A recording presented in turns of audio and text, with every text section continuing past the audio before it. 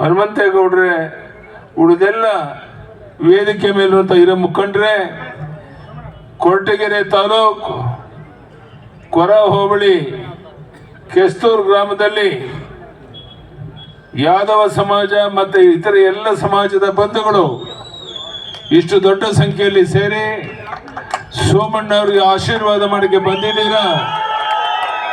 ಸುಮಾರು 2 ಗಂಟೆ ಕಾಲ ಕಾದು ಈ ಕಾರ್ಯಕ್ರಮದಲ್ಲಿ ಭಾಗವಹಿಸಿದ್ದನ್ನು ನೋಡಿದಾಗ ಸೋಮಣ್ಣ ಅವರು ನಿಮ್ಮೆಲ್ಲರ ಆಶೀರ್ವಾದದಿಂದ 2 ಲಕ್ಷಕ್ಕೂ ಹೆಚ್ಚಿನ ಅಂತರದಲ್ಲಿ ಗೆದ್ದು ಹೋಗ್ತಾರೆ ಅನ್ನೋದ್ರ ಬಗ್ಗೆ ಯಾವುದೇ ಅನುಮಾನ ಇಲ್ಲ.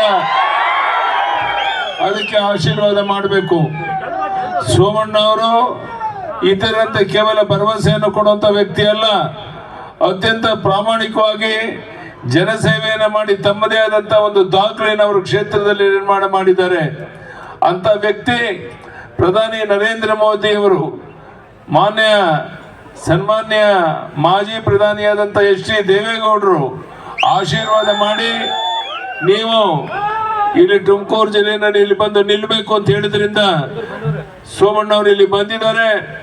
ಇವತ್ತು ಈ ಸಭೆಯನ್ನು ನೋಡಿದಾಗ ನಮ್ಮ ಜಾತ್ಯತೀತ ಜನತಾದಳದ ಮುಖಂಡರ ಉತ್ಸಾಹವನ್ನು ನೋಡಿದಾಗ ನಿಶ್ಚಿತವಾಗಿ ನಿಮ್ಮೆಲ್ಲರ ಆಶೀರ್ವಾದದಿಂದ